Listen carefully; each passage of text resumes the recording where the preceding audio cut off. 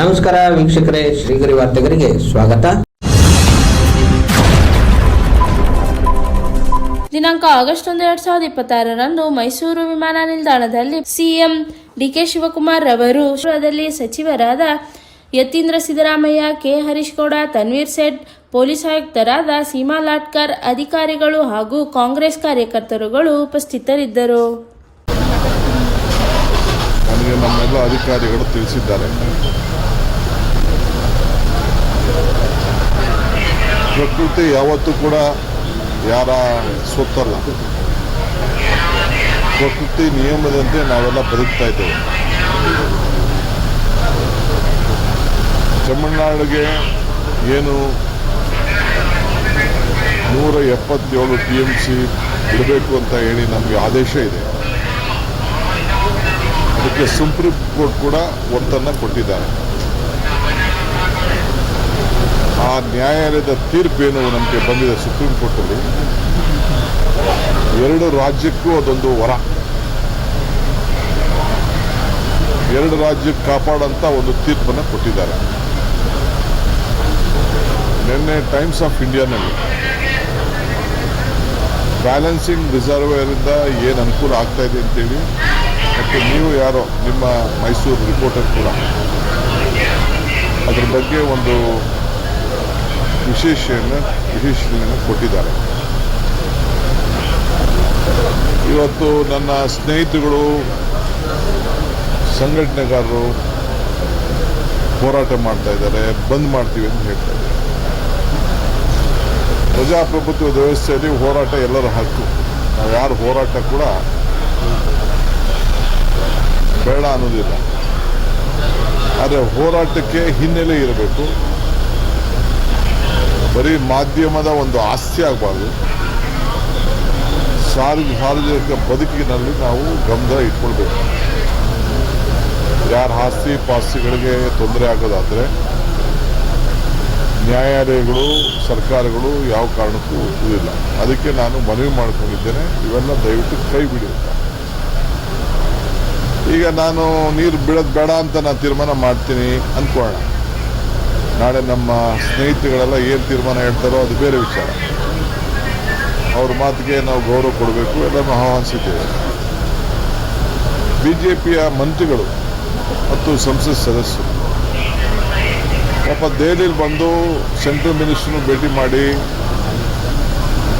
ಅವತ್ತಿನ ಪರಿಸ್ಥಿತಿಗೆ ಯಾವ ರೀತಿ ತೊಂದರೆ ಇತ್ತು ಅನ್ನೋದನ್ನು ಪಾಪ ಅವರು ಕೂಡ ಸಹಕಾರ ಕೊಟ್ಟಿದ್ದಾರೆ. ಪ್ರಹ್ಲಾದ್ ಜೋಶಿ ಅವರ ಮುಖಂಡತ್ವದಲ್ಲಿ ನಾನು ಶೆಟ್ಟರ್ವ್ರಿಗೆ, ಬೊಮ್ಮಾಯಿರವ್ರಿಗೆ, ಸಿದ್ದರಾಮಯ್ಯನವ್ರಿಗೆ ಎಲ್ಲರೂ ಕೂಡ ನಾನು ಏನು ವಾಸ್ತವಾಂಶ ಏನಿದೆ ಅಂತ ನಾನೆಲ್ಲ ತಿಳಿಸಿದ್ದೇನೆ. ಅವರು ಅವರ ಪ್ರಾಮಾಣಿಕವಾದ ಪ್ರಯತ್ನವನ್ನು ಅವ್ರು ಮಾಡಿದ್ದಾರೆ. ಆದರೆ ಸೆಂಟ್ರಲ್ ಅಥಾರಿಟಿ, ಮ್ಯಾನೇಜ್ಮೆಂಟ್ ಅಥಾರಿಟಿ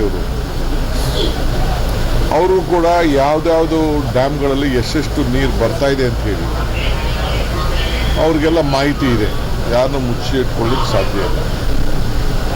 ನಿಮಗೆ ಬೇರೆ ಸಂದರ್ಭಕ್ಕೂ ಈಗ ಕೊಟ್ಟಿರೋದು ನಿಮ್ಗೆ ಅರ್ಧನೂ ಕೊಟ್ಟಿಲ್ಲ ಅಂಥೇಳಿ ಅವರು ನಮ್ಮ ಅಥಾರಿಟಿಲಿ ನಮ್ಮ ಅಪ್ಲಿಕೇಶನ್ನ ರಿಜೆಕ್ಟ್ ಮಾಡಿದ್ದಾರೆ. ಈಗ ನಾನು ಬಿಡುವುದಿಲ್ಲ ಅಂತ ನಾನಾಗಲಿ, ಯತೀಂದ್ರ ಆಗಲಿ, ಸಂಘಟನೆಗಾರರಾಗಲಿ ನಾವೆಲ್ಲ ಹೇಳಿದ್ರೆ ನೀರನ್ನ ಹಿಡ್ಕೊಳಕ್ಕೆ ನಮ್ಮ ಕೈಲಿ ಆಗೋದಿಲ್ಲ. ಇನ್ನೊಂದು ಗಂಟೆನೋ 1.5 ಗಂಟೆನೋ ಡ್ಯಾಮು ತುಂಬ್ತಾ ಇದೆ ಅಂತೇಳಿ ನನಗೆ ವರದಿ ಬಂದಿದೆ. ಇಡಲಿಕ್ಕೆ ಸಾಧ್ಯನೇ? ಹೋರಾಟಗಾರರು ಹೋಗಲ್ಲಿ ಮಲಗಲಿಕ್ಕೆ ಸಾಧ್ಯನೇ? ಹಾಗಂತ ನೀರು ಬಿಡುವುದಿಲ್ಲ ಅಂತೇಳಿ ದಯವಿಟ್ಟು ಹೋರಾಟಗಾರರು ಯಾರು ಹೋಗಬಾರ್ದು, ಅಲ್ಲಿ ನೀರನ್ನ ಹಿಡ್ಕೊಳ್ಳೋಕ್ಕೂ ಪ್ರಯತ್ನ ಪಡಬಾರ್ದು. ನೀರು ಇಟ್ಕೊಂಡ್ರೆ ನಾವೆಲ್ಲ ಕೊಚ್ಚೊಂಟೋಗ್ತೀವಿ. ನ್ಯಾಯಾಲಯಕ್ಕೂ ಗೌರವ ಕೊಡಬೇಕು, ರೈತರನ್ನು ಬದುಕಿಸ್ಬೇಕು. ಈ ರಾಜ್ಯದ ರೈತರ ಹಿತ ಕಾಪಾಡಲು ನಮ್ಮ ಬದ್ಧತೆ ಇದೆ. ಬಂಗಾರಪ್ಪನವ್ರ ಕಾಲದಿಂದ, SM ಕೃಷ್ಣವ್ರ ಕಾಲದಿಂದ, ಸಿದ್ದರಾಮಯ್ಯನವ್ರ ಕಾಲದಿಂದ ಮತ್ತು ದೇವೇಗೌಡರು ಕಾಲದಿಂದ ಹಿಡಿದು BJP ಸರ್ಕಾರ ಇದ್ದಾಗ ಇಂಥ ಸಂಕಟದ ಪರಿಸ್ಥಿತಿಯಲ್ಲಿ ಅವರು ಅನೇಕ ತೀರ್ಮಾನಗಳನ್ನು ರಾಜ್ಯದ ಹಿತಕ್ಕೆ ತೆಗೆದುಕೊಂಡಿದ್ದಾರೆ. ನಾನು ಅವ್ರು ಮಾಡಿದ ಸರಿ ಇಲ್ಲ, ನಾವು ಮಾತ್ರ ಮಾಡಿದ ಸರಿ ಅಂತ ನಾನು ಹೇಳಲಿಕ್ಕೆ ನಾನು ತಯಾರಿಲ್ಲ. ಬಟ್ ಒಂದು ನಮಗೊಂದು ದೊಡ್ಡ ಜಯ ಸುಪ್ರೀಂ ಕೋರ್ಟ್ ಕೊಟ್ಟಿದೆ. ಆ ಸುಪ್ರೀಂ ಕೋರ್ಟ್ ಕೊಟ್ಟಂಥ ಜಯದ ಹಿನ್ನೆಲೆಯಲ್ಲಿ ಮತ್ತು ಕೇಂದ್ರ ಸರ್ಕಾರ ಪಾರ್ಲಿಮೆಂಟಲ್ಲಿ ಉತ್ತರ ಕೊಡುವಂಥ ಸಂದರ್ಭದಲ್ಲಿ ಕರ್ನಾಟಕಕ್ಕೆ ಮೇಕೆದಾಟು ಅನಿವಾರ್ಯತೆ ಏನಿದೆ, ಕಾನೂನು ಚೌಕಟ್ಟು ಏನಿದೆ, ಅವರ ಡ್ಯಾಮನ್ನು ಅವರ ಜಾಗದಲ್ಲಿ ಕಟ್ಕೊಳ್ಳಿಕ್ಕೆ ಕಾನೂನಲ್ಲಿ ಏನು ರೂಪಗೊಂಡಿದೆ ಅನ್ನೋದನ್ನು ಕೂಡ ಭಾಳ ಚೆನ್ನಾಗಿ ಉತ್ತರವನ್ನು ಕೊಟ್ಟಿದ್ದಾರೆ. ನಾನು BJPಯವರು ಅವ್ರ ರಾಜಕಾರಣಕ್ಕೆ ಬಂದು ಪಾಪ ಅವರು ಪ್ರಯತ್ನ ಮಾಡ್ತಾ ಇರ್ಬೋದು. ಕುಮಾರಸ್ವಾಮಿಯವರ ಸ್ಟೇಟ್ಮೆಂಟ್ ಕೂಡ ನಾನು ಗಮನಿಸಿದ್ದೇನೆ. ತಮಿಳುನಾಡಿನ ಸಂಸತ್ ಸದಸ್ಯರು ಮತ್ತು ಅವ್ರ ಪಾರ್ಟಿಯವರು, ವಿವಿಧ ಪಾರ್ಟಿಯವರು, ಅವರ ರಾಜಕೀಯದ ಅಸ್ತಿತ್ವಕ್ಕೆ ಅವ್ರದ್ದು ಒಂದು ಹೋರಾಟ, ಅವರು ಕೂಡ ಎಲ್ಲ ಅರಿವಿದೆ. ಅವರೇ ಒಂದು ಕಾಲದಲ್ಲಿ ನಿಮ್ಮ ರಾಜ್ಯದ ಸುಪತ್ನಲ್ಲಿ ನೀವು ಕಟ್ಕೊಳ್ಳೋಕ್ಕೆ ನಮ್ಮದೇನು ತೊಂದರೆ ಇಲ್ಲ ಅಂತೇಳಿ ಒಂದು ಕಾಲದಲ್ಲಿ ಕೆಲವು ಹೇಳಿಕೆ, ಅಫಿಡವಿಟ್ಗಳು ಕೂಡ ಕೊಟ್ಟಿದ್ದೆಲ್ಲ ದಾಖಲೆ ಇವತ್ತು ಉಳ್ಕೊಂಡಿದೆ. ಇವೆಲ್ಲ ಹಿನ್ನೆಲೆಯಲ್ಲೇ ಒಂದು ಸುಪ್ರೀಂ ಕೋರ್ಟು ತೀರ್ಮಾನ ಮಾಡಿದೆ. ಅದರಿಂದ ನಾನು ಎಲ್ಲ ಹೋರಾಟಗಾರರಿಗೂ ನಮ್ರತೆಯಿಂದ ಸರ್ಕಾರದ ಪರವಾಗಿ ಮನವಿ ಮಾಡಿಕೊಳ್ತಾ ಇದ್ದೇನೆ. ಮಾಧ್ಯಮ ನಿಮಗೆ ಪ್ರಚಾರ ಕೊಡ್ತಾ ಇದೆ, ಸಾಕು. ಆದರೆ ರಾಜ್ಯದ ಗೌರವನೂ ಕಾಪಾಡಬೇಕಲ್ಲ. ಈ ರಾಜ್ಯದಲ್ಲಿ ಎಲ್ಲ ಜನರು ಕೂಡ ಬದುಕ್ತಾ ಇದ್ದಾರೆ. ನಾವೆಲ್ಲರೂ ಕೂಡ ಭಾಳ ಸಂತೋಷದಿಂದ ಸ್ವೀಕಾರ ಮಾಡ್ತಾ ಇದ್ದೇವೆ.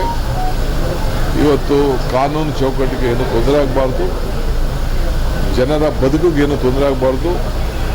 ತಮಿಳುನಾಡಿಗೂ ಏನೋ ನಾವೆಲ್ಲ ಒಂದೇ ದೇಶದವರು. ಈಗ ತುಂಗಭದ್ರಾ ವಿಚಾರ ಬಂದಾಗ ನನ್ನ ಹತ್ರ ಮಾತೇ ಆಡ್ತಿರಲಿಲ್ಲ. ಯುದ್ಧದಲ್ಲಿ ನಾವು 3 ಜನ ಮುಖ್ಯಮಂತ್ರಿಗಳು ಸೇರಿ ಚರ್ಚೆ ಮಾಡಿ ಆ ತುಂಗಭದ್ರದಲ್ಲಿ ಬ್ಯಾಲೆನ್ಸಿಂಗ್ ರಿಸರ್ವ್ ಮಾಡಲಿಕ್ಕೆ ನಾವು ಒಪ್ಕೊಂಡಿದ್ದೇವೆ. ಅವರೊಂದು ಸಮಿತಿ ಕೂಡ ರಚನೆ ಮಾಡಲಿಕ್ಕೆ ಆಗ್ತಾ ಇದೆ.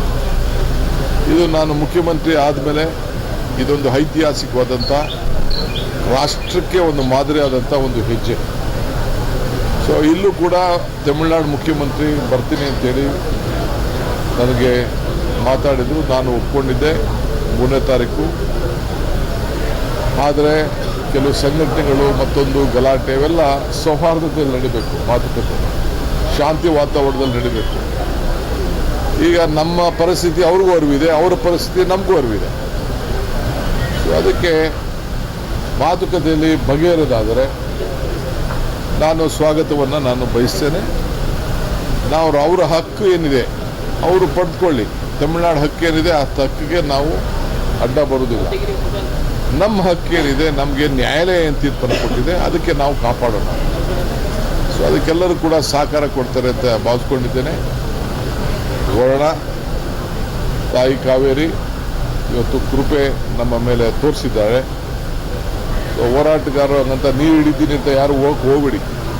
ಅಲ್ಲಿ ಹೋಗಿ ಅಡ್ಡಗಿಡ್ಡ ಮಲಗಕ್ಕೆ ನೀರನ್ನ ನಾವು ಬಿಡುವುದಿಲ್ಲ ಅಂತೇಳಿ ಯಾರ ಪ್ರಾಣನೂ ಹೆಚ್ಚು ಕಮ್ಮಿ ಆಗಬಾರ್ದು. ಯಾಕೆಂದರೆ ನಾನು ನೋಡಿದೆ ಅಲ್ಲೆಲ್ಲ ಒಳಗೆ ನಿಂತ್ಕೊಳ್ಳೋದು, ಅಡ್ಡ ನಿಂತ್ಕೊಳ್ಳೋದು, ನೀರು ಬಿಡುವುದಿಲ್ಲ ಅನ್ನೋದು, ಸಫ್ಟಿ ಕಟ್ಟೋದು ಯಾವುದೋ ಸಂದರ್ಭದಲ್ಲಿ. ಸೊ ಪೊಲೀಸವ್ರಿಗೂ ಹೇಳಿದ್ದೀನಿ, ಹಂಗಂತ ಹೋಗಿ ಒಳ್ಳೆಯಲ್ಲಿ ಅಡ್ಡ ನಿಂತ್ಕೊಳ್ಳೋದು, ನೀರು ಹೋಯ್ತಾ ಇದೆ ಅಂತ ಹೇಳೋದು, ಕೆಳಗಡೆಯಿಂದ ಹೋಗ್ತಾ ಇದೆ. ಈಗೆಲ್ಲ ನಾನು ನಿಲ್ಸೋಕ್ಕಾಯ್ತಿದ್ದೆ ಹೇಳಿ? ನಾನು ನಿಲ್ಲಕ್ಕೆ ನಿಲ್ಸೋಕ್ಕಾಗೋದಿಲ್ಲ. ಈಗ 40,000ಕ್ಕೂ ಮೇಲೆ ಮುಟ್ಬಿಟ್ಟಿದೆ ಇನ್ಫ್ಲೋ.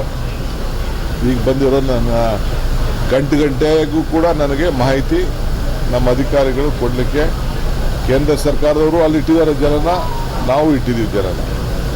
ಸೊ ಇದಕ್ಕೆ ಸಹಕಾರ ಕೊಡಬೇಕು ಅಂತೇಳಿ ನಾನು ಪ್ರಾರ್ಥನೆ ಮಾಡ್ತಾ ಇದ್ದೀನಿ. ನನ್ನನ್ನು ಆಹ್ವಾನಿಸಿದ್ದಾರೆ.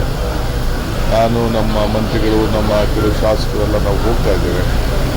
ಸೊ ಭಾಳ ಗೌರವದಿಂದ ನಾವು ಕೂಡ ಇಡೀ ರಾಷ್ಟ್ರಕ್ಕೆ, ಇಡೀ ವಿಶ್ವಕ್ಕೆ ಸ್ವಾಮಿ ವಿವೇಕಾನಂದರವರು ಈ ಭೂಮಿಯಿಂದ ಒಂದು ದೊಡ್ಡ ಸಂದೇಶವನ್ನು ಕೊಟ್ಟಿದ್ದಾರೆ. ಆ ಸಂದೇಶ ನಾವು ನಮ್ಮ ಮಹಾರಾಜರು ಆವತ್ತಿನ ಕಾಲದಲ್ಲಿ ಕೊಟ್ಟಂಥ ಪ್ರೋತ್ಸಾಹ, ಧಾರ್ಮಿಕವಾಗಿ, ಶೈಕ್ಷಣಿಕವಾಗಿ ಯುವಶಕ್ತಿಗೆ ಕೊಟ್ಟಂಥ ಉತ್ತೇಜನ ನಾವ್ಯಾರು ಕೂಡ ಮರೀಲಿಕ್ಕೆ ಸಾಧ್ಯ ಇಲ್ಲ. ಇವೆಲ್ಲ ಇತಿಹಾಸ ಮತ್ತವನು ಇತಿಹಾಸವನ್ನು ಸೃಷ್ಟಿಕ್ಕೆ ಸಾಧ್ಯ ಇಲ್ಲ ಅಂತೇಳಿ ಬಾಬಾ ಸಾಹೇಬ್ ಅಂಬೇಡ್ಕರ್ ಕೂಡ ನಮಗೆ ಮಾರ್ಗದರ್ಶನವನ್ನು ಕೊಟ್ಟಿದ್ದಾರೆ. ಸೊ ಇವೆಲ್ಲ ನಮ್ಮ ಇತಿಹಾಸದ ಒಂದು ನಗರ ಇದು. ಇಲ್ಲಿಂದ ನಾವು ಶಾಂತಿಯನ್ನು ನಾವು ಕಾಪಾಡಬೇಕು. ಸರ್, ಈಗ ವಿಜಯ್ ಅವರು ಬರೋದಿಲ್ಲ ಸರ್ 3ನೇ ತಾರೀಕು.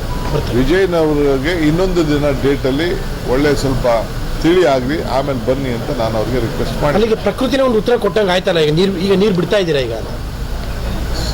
ನಾಳೆ ನಮ್ಮ ಲೀಡರ್ಸ್ ಏನು ಹೇಳ್ತಾರೆ, ಲೀಗಲ್ ಟೀಮ್ ಏನು ಹೇಳ್ತಾರೆ, ನಮ್ಮ ಮಾಜಿ ಮುಖ್ಯಮಂತ್ರಿಗಳು ಏನು ಹೇಳ್ತಾರೆ, ಆ ಭಾಗದ ನಾಯಕರುಗಳೆಲ್ಲ ಏನು ಹೇಳ್ತಾರೆ, ಅವ್ರ ಮಾತು ಕೇಳಿ. ಕಾವೇರಿ ನಿರ್ವಹಣಾ ಸಮಿತಿ ಆಗಿದ್ದು ಒಳ್ಳೇದು ಅಂತನ ಸುಪ್ರೀಂ ಕೋರ್ಟ್ನ ಡಿಸಿಷನ್ ಅದಾಗಿರೋದಕ್ಕೆ ನಮಗೆ ನ್ಯಾಯ ಸಿಕ್ತು ಅಂತ. ಸುಪ್ರೀಂ ಕೋರ್ಟಲ್ಲಿ ಏನು ಇದು ಹೋದ ವರ್ಷ ಎಲ್ಲ ಎಷ್ಟು ಬಿಡಕ್ಕೆ ಹೇಳಿದ್ರು, ಈ ವರ್ಷ ಏನು ಬಿಡಕ್ಕೆ ಹೋಗಿದ್ದು ನೀವೇ ಮಾಧ್ಯಮದವರೇ ನೀವು ಬರೀರಿ. ಎಕ್ಸಾಕ್ಟ್ಲಿ ಹೋದ ವರ್ಷ ಎಷ್ಟು ಬಿಟ್ಟೆ ಅಂದರೆ ಬೇರೆ ವರ್ಷಗಳಲ್ಲಿ ಇಂಥ ಸಂಕಷ್ಟದಿಂದಲೇ ಎಷ್ಟು ಬಿಟ್ಟಿದೆ ಅಂತೇಳಿ ನಾನು ಅದನ್ನು ಒಳ್ಳೇದು ಅಂತ ಅವರು 9,000 ಬಿಡಬೇಕು ಅಂತ ಅವ್ರು ಹೇಳ್ತಾ ಇದ್ದಾರೆ. ಇವರು 3,000 ಬಿಟ್ಟಿದ್ದಾರೆ, 3,500 ಹೇಳಿದ್ದಾರೆ. ಹೋದ ವರ್ಷ 16,000 ಚಿಲ್ಲರೆಗೆ ಒಂದು ವರ್ಷ ಇತ್ತು. 16 ಕ್ಯೂಸಿಕ್ ಇದು 16,000 ಕ್ಯೂಸೆಕ್ 16 TMC ಇದು ಅದು ಬೋರ್ಡ್ ಇದ್ದಾಗ ಅವೆಲ್ಲ ಕೂಡ ನಡೆದಿದೆ ಅಂತ ದಾಖಲೆಗಳೆಲ್ಲ ಇದೆ. ನೋಡೋಣ. ಕಬಿನಿಗೆ ಬಾಗಿನ ಅರ್ಪಿಸುವಂತ ಕೆಲಸವನ್ನು ಆಗುತ್ತದೆ ಕಳೆದ 2 ಬಾರಿಯಲ್ಲಿ. ಈಗ ಬೇಡ ತಡಿಯಪ್ಪ, ನಾನು ಈಗ ಏನಿಲ್ಲದೆ ನನಗೆ ಪ್ಯಾಂಟು ಶರ್ಟ್ ಎಲ್ಲ ಅರ್ಧ ಆಗ್ತಾ ಇದ್ದಾರೆ.